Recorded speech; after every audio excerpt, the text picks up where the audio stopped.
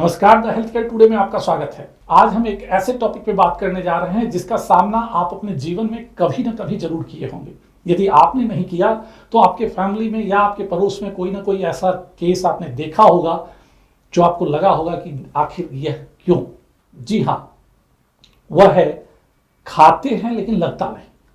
कई बार आपने ऐसा देखा होगा कि बंदा खाता अच्छा है, हर तरह से फिट है, कोई कमी नहीं है, उसके बावजूद वह काफी दुबला पतला है। और इस सब्जेक्ट पे बात करने के लिए आज हमारे साथ गैस्ट्रिक और लीवर के एक्सपर्ट डॉक्टर अवजीत रंजन हमारे साथ है। Doctor Ranjan, the health care today में आपका स्वागत है। एक ऐसा टॉपिक, जब बच्चा जैसे ही 3 साल 4 साल का होता है तो उसकी माँ को यह चिंता होने लगती है कि बच्चे को आखिर ऐसा क्या दें जो बच्चा हमारा हेल्दी हो जाए। बच्चा 10 साल का होता है, उस वक्त भी यह चिंता बनी होती है।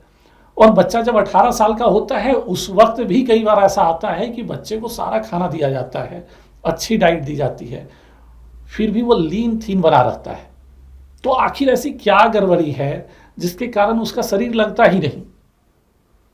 Thank you Mishra ji. आज ये बहुत इंपॉर्टेंट टॉपिक है। वैसे बहुत कॉमन टॉपिक है हमारे इंडियन पॉपुलेशन में कि हमारे जो पेरेंट्स आते हैं हमारे पास और ये कहते हैं कि हमारे बच्चा तो कुछ भी खा ले, शरीर लगता नहीं।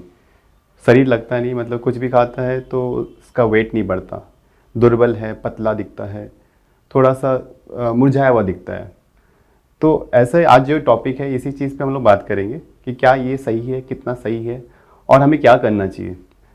तो मिश्रा जी, आज हम लोग जो जानेंगे कि फ़र्स्ट ऑफ ऑल अगर आपका बच्चा जो है ये खाना खाता है, अगर फर्स्ट ऑफ ऑल हमें वहाँ देखना पड़ेगा कि अगर बच्चा खाना खाता है तो क्या क्या खाता है। मान लीजिए वो बाहर का खाता है या आप खिलाते जो है वो किस तरह का क्वालिटी है खाने में, क्या वो खाना पोषण का भरा है। खाना जो पोषण होता है वो काफ़ी कॉमन, जैसे हमें पता रहता है कि रोटी सब्जी दाल चावल तो खाना ही है, बट क्या उसमें प्रोटीन्स की मात्रा कितनी सारी है, कितनी है। अगर बच्चा फ्रूट्स खा रहा है कि नहीं खा रहा है, आप खिला रहे हो। थर्ड है कि नट्स खिला रहे हैं कि नहीं। तो ये जो एक बैलेंस डाइट होता है जो हमारे पॉपुलेशन में कम है, थोड़ा सा नॉलेज पता है कम है कि क्या वो बच्चा बैलेंस डाइट खा रहा है। डेफिनेटली बच्चा जो है इस ग्रोथ स्पर्ट में रहता है from 2 years to 18 to 20 years. बहुत ज़्यादा रिक्वायरमेंट होती है बॉडी की ग्रोथ के लिए, चाहे वो न्यूट्रिशन हो, वाइटामिन्स हो, ये सब माइक्रोज में आते हैं। मैक्रोज में आते हैं कार्बोहाइड्रेट है, प्रोटीन्स है, फैट्स है, फैट्स में भी गुड फैट्स। तो क्या ये जो हम लोग खाना खिलाते हैं वो बैलेंस डाइट है? क्या आपको पता है कि बैलेंस डाइट होता क्या है? क्या आपको पता है कि माइक्रोज क्या होता है, वाइटामिन्स, न्यूट्रिएंट्स और कार्बोहाइड्रेट, प्रोटीन और फैट।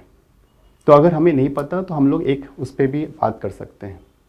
अगर बच्चा खाता है, आपको पता है कि हम फ्रूट्स दे रहे हैं, सब्जी दे रहे हैं, रोटी चावल दूध अंडे सब खा रहा है बच्चा, तो भी स्वस्थ नहीं है, मतलब बच्चा वेट नहीं गेन हो रहा है, देन हमें देखना पड़ेगा कि एक वैरायटी ऑफ पॉपुलेशन होती है जिसको कहते हैं एक्टोमॉर्फिक। तो ये 1 मिनट के लिए मैं समझाना चाहूँगा कि बॉडी का 3 तरह का मॉर्फोलॉजीज होते हैं, जैसे एक्टोमॉर्फिक, एक मीजोमॉर्फिक और एक होते हैं एंडोमॉर्फिक।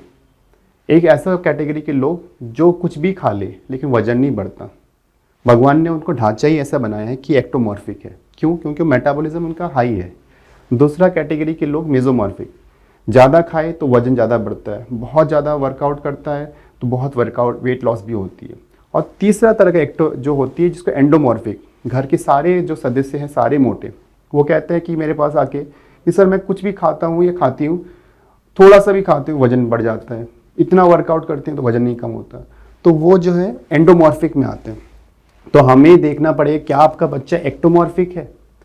2 मिनट के लिए अगर आप सोचोगे कि अगर आपके हो सकते हैं जो जिनको आप जानते होगे उनकी फैमिली में सारे लोग पतले हैं, तो वो मॉर्फोलॉजी है, भगवान ने उनको जेनेटिक ही दिया है एक्टोमॉर्फिक। तो क्या आप भी पतले हो तो आपका बच्चा भी पतला ही रहेगा, कुछ भी खा ले। क्यों? क्योंकि उनके बॉडी में मेटाबॉलिज्म हाई है, जो भी खाते हैं एसिमिलेट करके बॉडी बच्चा काफ़ी एक्टिव रहता है, वो सारा कैलोरीज को बर्न आउट कर देता है। तो फर्स्ट ऑफ ऑल हमने बात किया कि कंपोजिशन के बारे में। अगर बच्चा सारी चीज़ बैलेंस डाइट ले रहा है तो हो सकता है कि फिर आपको दूसरी चीज़ देखनी पड़ेगी, क्या आपका बच्चा एक्टोमॉर्फिक में तो नहीं है कि सारा खा रहा है, बैलेंस डाइट सब खा रहा है, लेकिन बॉडी में सारा एनर्जीज कैलोरीज को बर्न आउट करके पतला हो रह रहा है, या उसका जेनेटिक ही वीक जो है आपका एक्टोमॉर्फिक है। थर्ड कंडीशन में जहाँ पे फिर शायद 1 to 2% केसेस में ही ऐसे आते हैं कि जहाँ पे बच्चा जो है कहते हैं कि हाँ उसको कुछ बीमारी हो सकता है बच्चा के पेट में कीड़े हो। ऑब्वियसली जब कीड़ा होता है तो सारा न्यूट्रिएंट्स डिफिशिएंसी होती है, अल्सर्स बनते हैं, आयरन की डिफिशिएंसी होती है, पेट फूला रहता है बच्चे का, खाना पचता नहीं है, तो डेफिनेटली तब आपको दिखाना पड़ेगा बच्चे को। दूसरी तरह की और बीमारी है जिसमें इन्फ्लामेटरी बाउल डिजीज़ हो गया, कुछ पेट में गट में इन्फेक्शंस हो गया, ट्यूबरक्लोसिस होता है, वहाँ पे बच्चा का स्वास्थ्य बिगड़ता रहता है। डेफिनेटली वो चीज़ें धीरे धीरे समझ में आ जाती है। लेकिन अगर आपका बच्चा क्रोनिक है और कुछ भी खाता है तो आपको बिल्कुल परेशान नहीं होना है। बच्चा स्वस्थ है और एक्टिव है तो आपको ज़्यादा स्वस्थ मतलब परेशान नहीं होनी है। वो बच्चा वेट धीरे धीरे गेन करते रहेगा। बस आपको उसको बैलेंस डाइट देनी है, प्रॉपरली मेंटली उसको सपोर्ट देना है। हाँ, एक चीज़ और भी है कि बच्चे कई बार स्ट्रेस भी रहते हैं, क्योंकि कुछ भी खाना खाते हैं तो अगर आपने बिना स्ट्रेस किए आपने खाना खाया तो वो बॉडी को लगेगा भी। उसको योगा में बोलते हैं एसिमिलेट होना। तो अगर आप अच्छे से खाएंगे विदाउट स्ट्रेस तो बॉडी को स्वस्थ मिले। अगर बच्चा आपका स्ट्रेस है, आप स्ट्रेस दे रहे हो या स्कूल या प्रेशर के चलते या कंपटीशन के चलते स्ट्रेस में, तो कुछ भी खाना खाओ शरीर में लगता नहीं है। तो बच्चे को फिजिकली और मेंटली फ्री रखें, उसको स्वस्थ बनाएं, खाना प्रॉपर होना चाहिए। बैलेंस डाइट के बारे में कभी किसी और दिन बात करेंगे। आप अपना बैलेंस डाइट के बारे में समझिए कि क्या होता है, कितना खिलाना चाहिए बच्चे को, और जिस एज में बच्चा है उस हिसाब से कितना खिलाना चाहिए। अगर ये सब चीज़ करके भी आपको लगता है 2 से 3 महीने 4 महीने बाद भी वजन नहीं बढ़ता है, देन आपको चीज़ें डेफिनेटली आपको किसी डॉक्टर के पास सलाह लेना चाहिए और परामर्श लेना चाहिए। डॉक्टर साहब, सबसे पहले तो स्ट्रेस की बात अगर करें तो शायद ही ऐसे कोई व्यक्ति हैं जो आज के डेट में स्ट्रेस में नहीं है। बच्चा अपनी पढ़ाई को लेकर स्ट्रेस है, जो बड़े हो चुके हैं वो कंपटीशन के लिए स्ट्रेस है, कोई फैमिली को लेकर स्ट्रेस है, स्ट्रेस सबके साथ है। अब आते हैं जो जैसे अभी आपने बताया कि बच्चा अगर पेट में कीड़े हैं तो बच्चे का सारे न्यूट्रिएंट्स जो है सो शरीर में लगता नहीं, और बच्चे को हर 6 महीने पे एल्बेंडाजोल जैसे दवाइयाँ देने की बात होती है। बच्चा पी लेता है और कीड़े मर जाते हैं और फिर वो बॉडी उसकी प्रॉपर सही गेन करता है।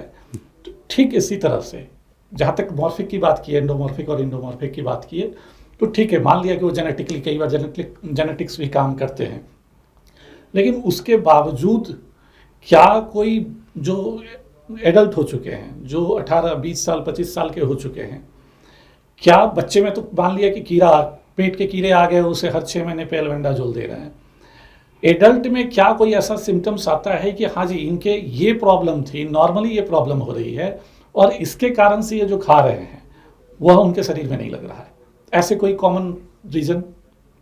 तो इसमें 2 चीज़ें आपको इम्पॉर्टेंट समझना पड़ेगा। जैसे एज होता है, आफ्टर द एज ऑफ 25 से 30 साल के बाद बॉडी में वैसे ही कॉर्टिजोल्स बढ़ जाते हैं।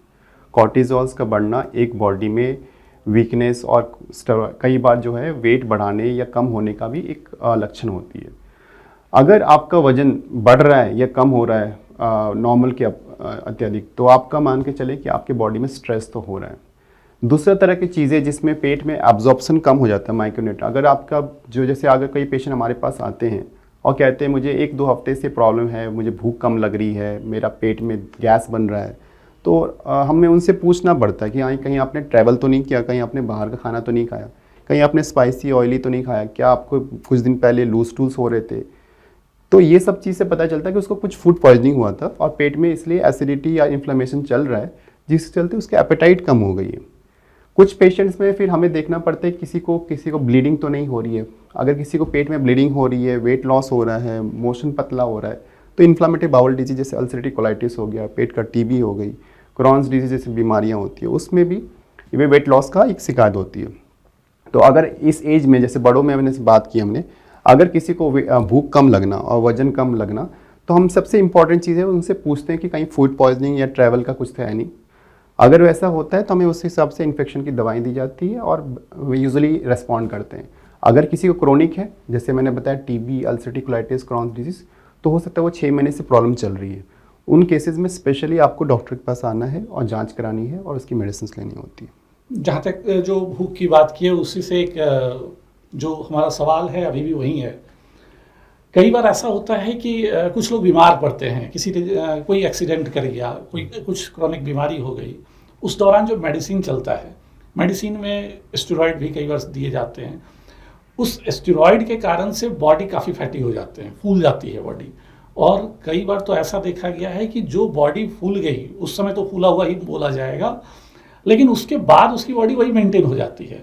तो हम आपसे ये सुनना चाह रहे थे कि क्या कोई मेडिसिन, कोई डाइट, कोई सप्लीमेंट ऐसा है जो जिनकी भूख कम लग रही है या जो जेनेटिकली दुबले पतले हैं, बहुत लीन एंड थीन है, कुछ ऐसी सप्लीमेंट खा के कम से कम उनका बॉडी बैलेंस हो जाए, ताकि देखने में या उनसे कोई यह ना पूछ बैठे कि भाई आपको हुआ क्या है, क्यों इतने दुबले हो, कुछ खाते क्यों नहीं, इस तरह के सवाल उनको फेस ना करना पड़े।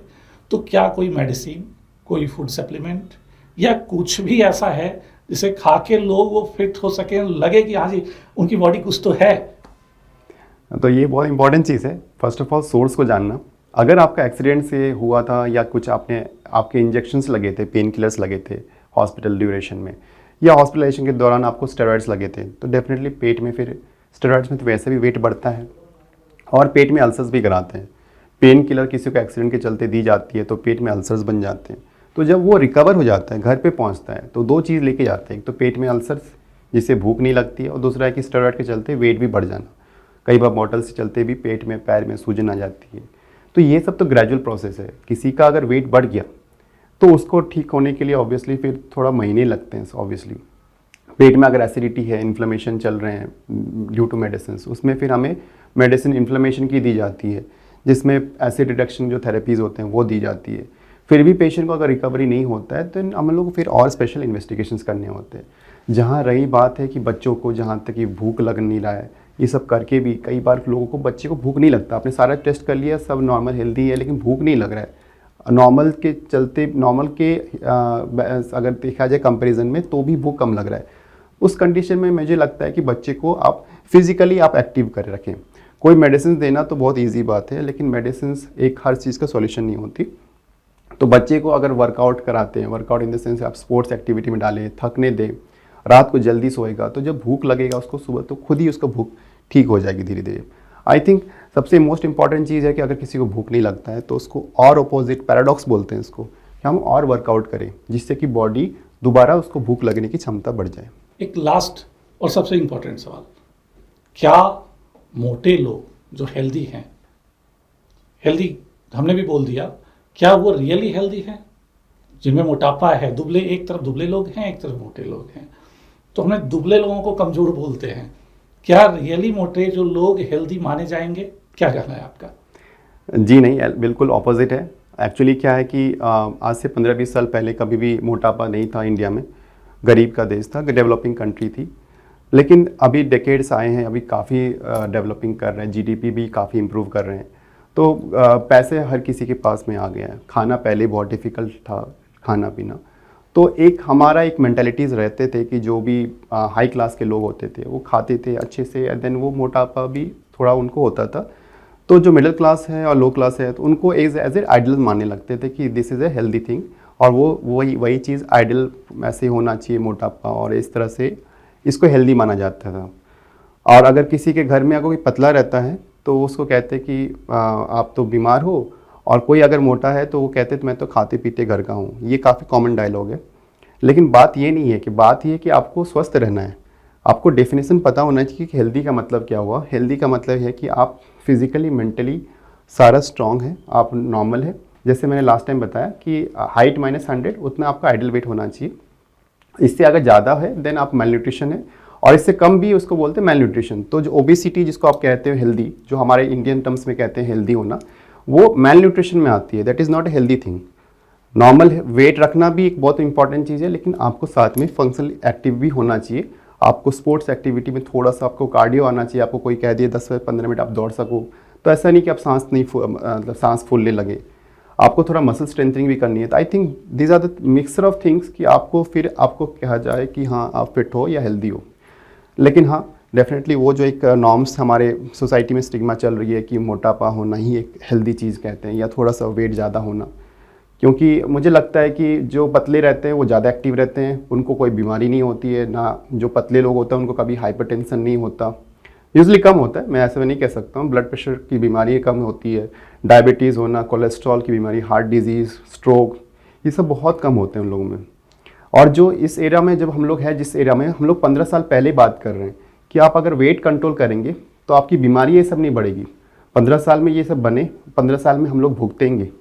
तो आई थिंक अगर 15 ईयर्स हम लोग पहले इसको रोकेंगे तो हम लोग जो आने वाले समय में पैंडेमिक होने वाली है, मोटापा का और जो नॉन कम्युनिकेबल डिजीजेज आने लगे हैं, fatty liver, diabetes, blood pressure, thyroid, cholesterol, PCOD, polycystic ovarian syndrome और हार्ट डिजीज़, स्ट्रोक, ये सब चीज़ें मोटापा के चलते हैं। जो हम लोग जिसको हम लोग ग्लोरीफाई करते हैं अच्छा चीज़ बोल के, वो एक्चुअली बीमारी का हम लोग जड़, वो एक्चुअली वही चीज़ है। किसी को ऐसे किसी को बॉडी शेम करने की बात नहीं है, बात यह है कि सबको हक है जीने का और ज़्यादा लंबा रहने का, जीने का। अगर आप थोड़ा सा, अगर आप फूड हैबिट्स ठीक रखेंगे, जीभ पे कंट्रोल रखेंगे तो आप स्वस्थ रहेंगे। कहते हैं कि जीभ कंट्रोल रखना बहुत डिफ़िकल्ट है। अच्छा बोलेंगे तो अच्छा समझेंगे लोग, और अच्छा खाएंगे तो आपका बॉडी है थैंक यू बोलेगा। इसलिए जीभ पे कंट्रोल रखें और सही मायने पे फिटनेस के बारे में और हेल्थ के मामले में डेफिनेशन को प्रॉपर रखें। आई थिंक ये सब चीज़ें बहुत इंपॉर्टेंट है। तो फ्रेंड्स, जो कुल मिला के जो जिस्ट यह निकल के आता है कि यदि आप दुबले हैं तो मान के चलिए कि आप हेल्दी हैं। जरूरी नहीं कि आपके शरीर अगर हेल्थ मतलब मोटापा है आपके पास, अच्छे दिखने में हष्ट पुष्ट दिख रहे हैं, तो जरूरी नहीं कि आप हेल्दी हों। कई सारी बीमारियां भी हो सकती है आपके साथ हो। आप दुबले हैं, आपकी एनर्जी अच्छी बनी हुई है, आपका डाइजेशन अच्छा है, आप अच्छे डाइट ले रहे हैं, वो अच्छे से डाइजेस्ट हो रहा है, तो आप 100% हेल्दी हैं। आप मोटापे के चक्कर में ना रहें। इवन कि कई माँ का भी कॉल हमारे पास आता है कि हमारा बच्चा काफ़ी दुबला पतला है, मोटा नहीं हो पा रहा है। उनके लिए भी यही सलाह है कि आपका बच्चा अगर एनर्जेटिक है, अच्छा दौड़ भाग रहा है, जो खा रहा है उसका डाइजेशन अच्छा हो रहा है, तो बच्चा हेल्दी है। कभी यह ना सोचें कि आपका बच्चा दुबला पतला होने के कारण से हेल्दी नहीं है। हाँ, अगर आपके बच्चे का डाइजेशन नहीं अच्छा हो रहा है, बीमार पड़ रहा है, एनर्जी नहीं है, तो आपको ज़रूर डॉक्टर से संपर्क करने की ज़रूरत है। फिर भी यदि आपके पास किसी भी तरह की क्वेरी है, कोई भी कन्फ्यूजन है, तो आप नीचे दिए गए नंबर पे व्हाट्सएप करके हमसे सवाल कर सकते हैं। हम आपके सवाल का पूरा जवाब देंगे। हम रखें आपका ख्याल।